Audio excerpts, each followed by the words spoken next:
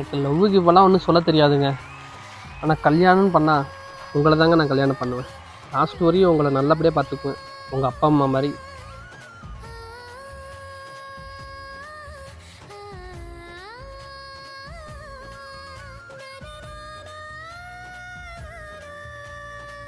நீங்க முன்னாடி போங்க, யாராச்சும் ஏதாவது சொல்ல போறாங்க.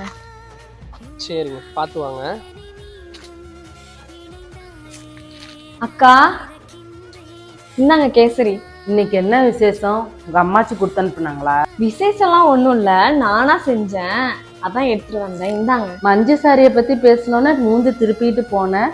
இன்னுமே நீங்க மஞ்சள் சாரியை பத்தி பேசுங்க, இல்ல பச்சை சாரியை பத்தி பேசுங்க, எனக்கு எந்த கவலையுமே இல்லக்கா. கேசரி சாப்பிடுங்க. என்ன ஒரு மார்க்கமா பேசுறா.